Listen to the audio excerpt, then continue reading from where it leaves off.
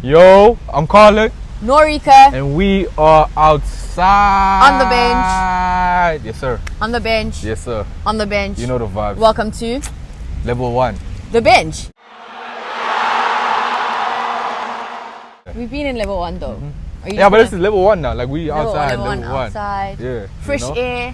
Right. Good ventilation. Wind. Social distancing. Hard to film, but there's a wind. It's just this wind was messing up easy to work in. my look for today. Not really. I'm feeling kind of fresh, free. Feeling fresh, feeling good. How you doing, fam? I'm alright.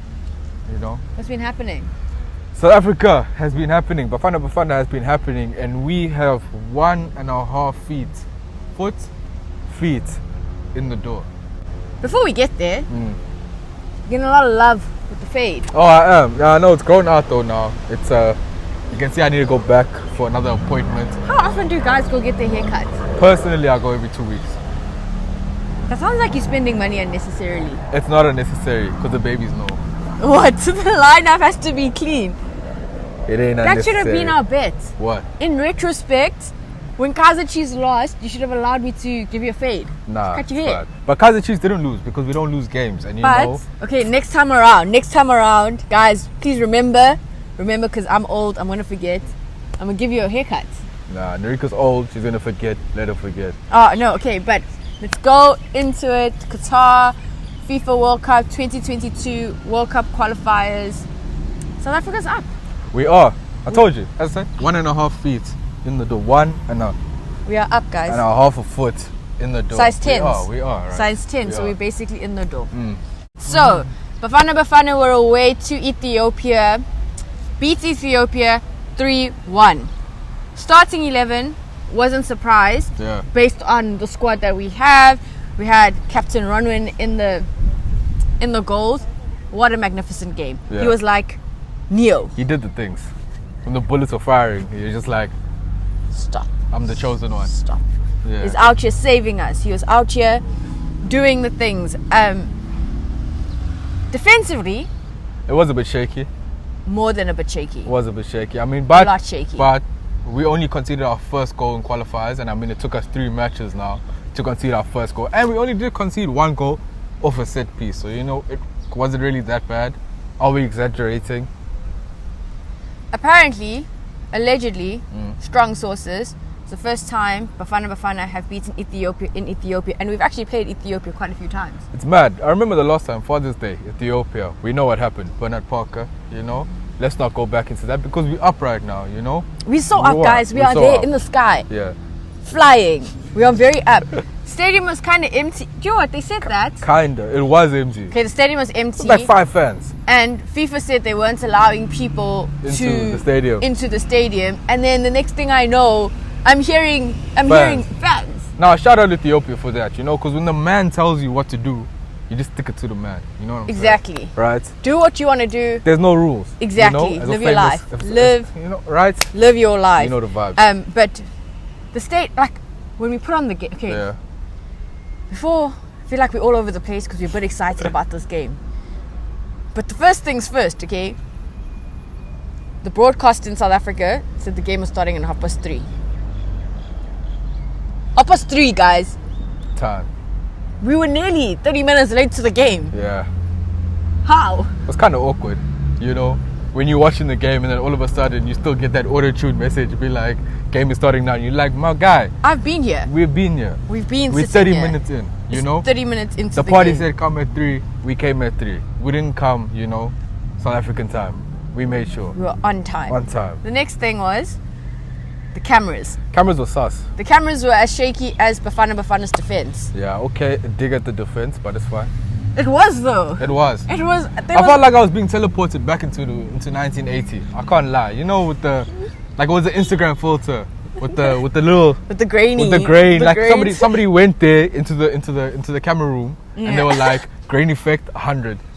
Contrast minus 50. That's the vibe I was getting. There's too many things going on. Like when the subs were coming on, the guy with the camera was lost. We were looking at grass. Then we were in your face here. It was getting emotion, raw emotion from the players. I appreciate it though. I really appreciated, the camera work. Maybe we just not on that artistic vibe. We're not. We don't understand. We didn't see his vision. Football is art, guys. Yeah. And the cameraman... He encapsulated it. Exactly. So, what was interesting for Hugo Broos, and I think going into this Ethiopia game, and the commentators and the analysts on the different channels were saying the exact same thing, was that he's selecting a team and he's playing a Bafana Bafana team that he believes in, and he's shaking up. He's basically taking his name and stamping it on Safa and saying, this is me, this is who I am as a coach. Early in the game, early sub, Victor Letsowalo coming on for Mabasa. I don't know if it was an injury. I mean, he did hobble off, but I don't know if it was a bruised ego or a bruised limb, you know. Either way, both are important. To sub somebody in the first half, and not just somebody, it's an Orlando Pirates starting striker, you know. But to be fair, he did sub on the top goal scorer in the league. 5 for 5. Know? So if you subbing off a striker of that pedigree, you know, who plays for Orlando Pirates, it has to be the top goal scorer in the DSTV. My man's coming on 5 for 5. Right. Plays 5 games, scores 5 goals. For a very contentious side, you know, let's not mention them, because, you know, we up right now.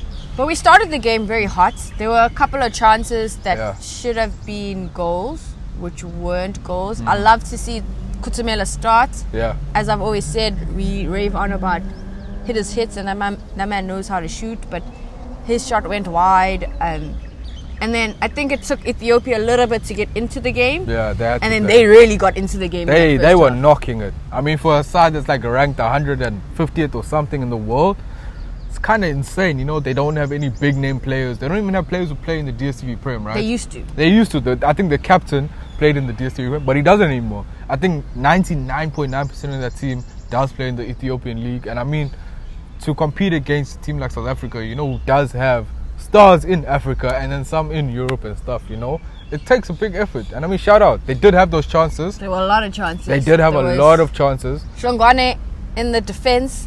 Right, he ended up playing right back for some reason. I don't know what was happening. Nearly leaked a goal. Right, it was touch and go for Bafana Bafana really early on. But my captain, as we said, Neo Matrix stopping the things. Ronwen was on. He did the things. Form, yeah. Ronwen. Shout out Ronwen. Shout out Ronwen, my guy. What a captain! You need, like, you know what? I really appreciated his presence in the team. Yeah. Because the commentators were even talking about Veli Moto as well. Brilliant keeper. Class goalkeeper. I mean, to keep him on the bench, you know. But Ronwen, captain, he was out here telling the boys what to do, organizing his defense, you know, encouraging the players, and that's what you need from the back, especially when you're playing away in Ethiopia. You need a little bit of the thing. That thing, and Ronwen came with that thing. But we closed up the first half. 1-0 up. What a goal. I mean, it was a sus goal shot. I feel bad. I think it was an own goal. I feel bad for the keeper, the Ethiopian keeper. The man was down bad. I can't lie. Teboho Mokoena scored off the a free opener. Kick. Yes. I mean, did he really score it? I think it's an own goal. I don't know. I think the goal was credited to him. We might be wrong. I think it is credited to him, but it should have been an own goal. If anything, the pitch scored that, because the keeper had it and he put it down, and then all of a sudden spun into the net, you know. So yeah, I mean, we take it at the end of the day, you know. We went into the first half. Well, we went into the second half 1-0 up, and as I said, guys, Bafana are up in the sky like the sun.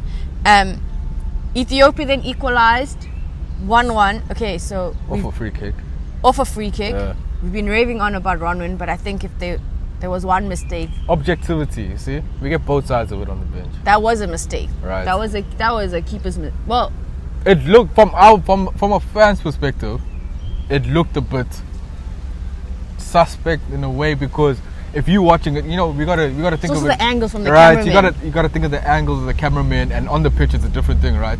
Yeah. And also, sometimes as a keeper, I think you believe in your wall, right? Yeah. So you leave the space for the free kick, but I think from the angle that we saw, it was too much space, you know. It's too much space. But shout out the Ethiopian striker who scored. I mean, he literally just put it down, and next thing we know, it was in the net. It was too much space. It was like when you break up with someone, or you tell them you need space, and then they hit you with the hey, and now they're back in your life.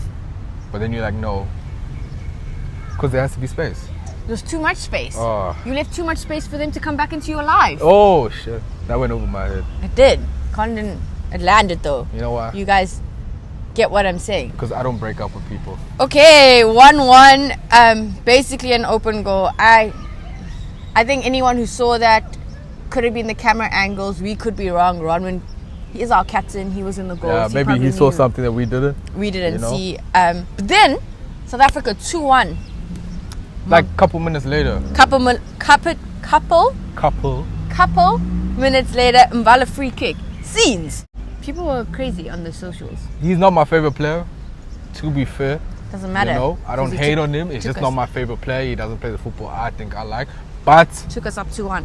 He scored the goal, and that's all that matters. So shout out Matobi. I mean, Sundowns quality again, finding himself in the box. You know, well done. And then Evidence Mahopa, our young guy, sealing the deal. 3-1. 3 goals, 3 points. There's always I think people rate him as a young player, but there was his performance against Ghana. People were a bit confused. Yeah, they didn't understand why he wasn't. Hlongwane really performed in that game, but my guy came on. I mean, he sealed the deal because we were under pressure in those last couple minutes. You know, it could have been 2-2. We did need somebody to put the game on ice. Bruce made 3 subs, or was it 2 subs? I think he brought on Yusuf Mart. Yeah, and then so he took off Ethan Brooks for Mart. He took off Mokoena for Zooks. Yeah. Zooks. And then took off Thabiso Kutumela for Mahopa, and in the first half we know the Mabasa. Right. So he made some subs that did make a difference at the end of the day. You know, when we actually needed a goal, when we actually needed pressure being taken off the team, he did the things that made the things happen. It's exciting. It's exciting to see that this is where South African football is. Every time I watch Bafana Bafana play, I do think about other players.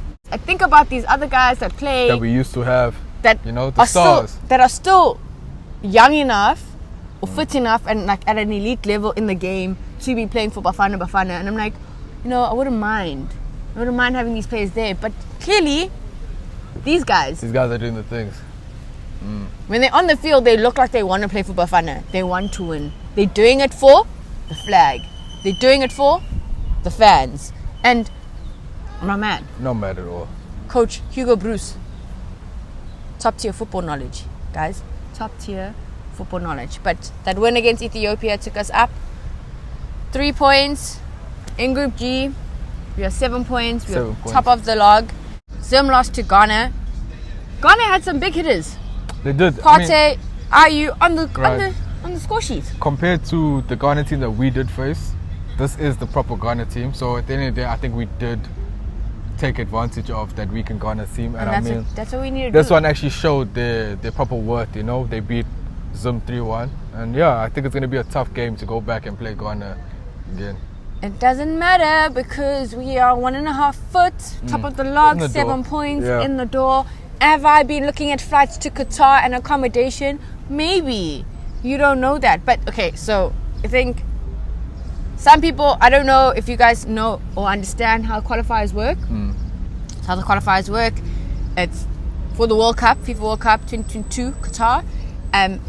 All the nations are split into groups. South Africa, obviously, in Group G, 7 points, top of the log. I'm going to carry on saying it so it sticks in your head.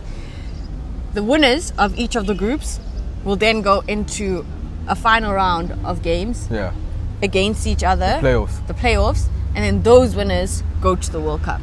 So we win our group, we get to the next round. But we have to win our group. We have to win our group. We can't come second. We can't be doing math. And the boys are coming through for us. So my math numbers are a bit shaky, so I'm hoping. I think at the end of the day, it does come down to us winning our games against Ethiopia and then at least getting a point against Zimbabwe and then not losing to Ghana. Not losing to Ghana. Not losing to Ghana is essential at the end of the day. 100%.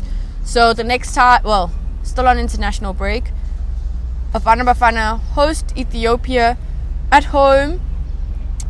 Are we winning? We're at home. Fans in the stadium. You can't let somebody come to your house, and act like the boss. How does that work?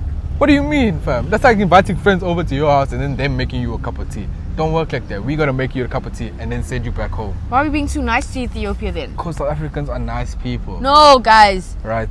We're gonna invite Ethiopia into our house and not give them food. And then they're gonna put their feet on the couch. What? And then you're gonna kick them out. Oh.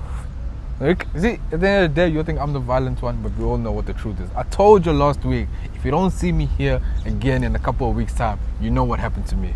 Nothing happened to you, Colin, but money's on Bafana. Yeah. Fans in the stadium.